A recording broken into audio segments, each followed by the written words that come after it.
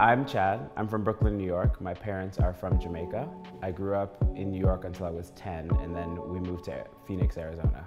I think in moving to Arizona, I became much more aware of my identity, particularly as a black person, because there weren't that many other black people. I think when I was younger, I identified most as an outsider. I think that was kind of how I thought about myself. I feel from the perspective of being a second generation immigrant to Jamaican parents, I always felt like I loved and appreciated Jamaican culture and I identify as being Jamaican, but there was always a bit of a gap because I had never lived there. And in relation to growing up in the States and having immigrant parents, having Jamaican parents, I always felt like there was, you know, something missing in American culture that I was getting from my parents. So you're always in this liminal space where you're kind of in between. And growing up, I really felt that after moving to Arizona. And I rarely felt like I was ever kind of fully immersed in any one moment. And then when you throw on the layer of sexuality onto that, being a queer, black, Jamaican person, a person of color in a very white space, it really exaggerates that feeling. And so I think growing up, I always felt as though I was on the outside looking in a lot of different ways. I think my formative years coming up, from the age of 10 to the age of 18, I was always existing in predominantly white spaces. So moving to Arizona, growing up in school, I was always, you know, one of the few black people in all of my classes.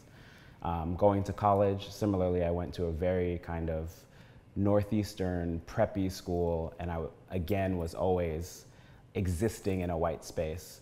And so I feel so much of my identity then was in contrast to everything else that was around me. So it was very much, I'm not this, so I must be something else, and defining myself in opposition. So it wasn't really looking at inherently like, what am I about? What are the things that I value?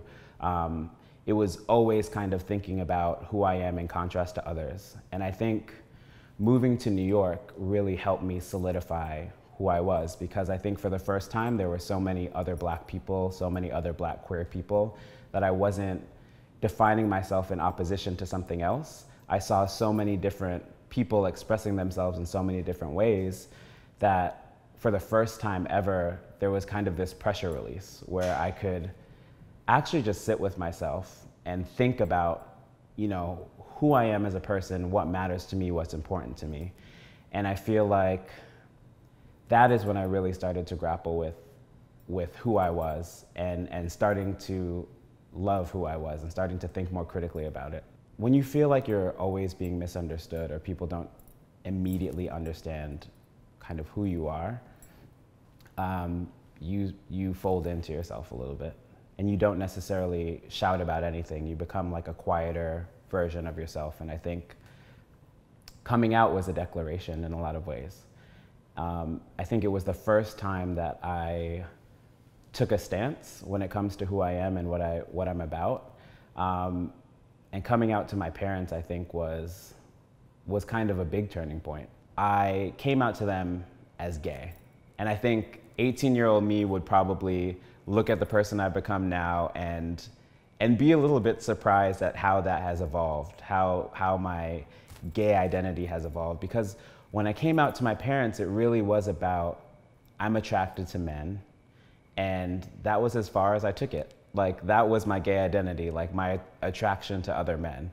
And so when I think about gender, when I think about performance, like how I was performing my sexuality back then, so much of it was, you know, my gayness, my queerness was an afterthought. It was this, I was like this man who happened to like men, and I was trying to be more macho, or I was trying to fit in a way. And I think now I've started to really start thinking more critically about sexuality, gender, and race as one kind of overarching part of myself. Like, they're all wrapped into each other. They're inextricably linked. It is really difficult to fully embody yourself in every moment.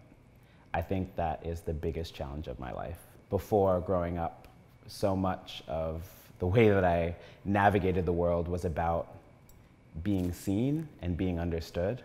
And I think now I'm just trying to be. And that might sound a bit corny, but I really am just trying to be. And it's not always easy, but I'm trying to make that enough for me.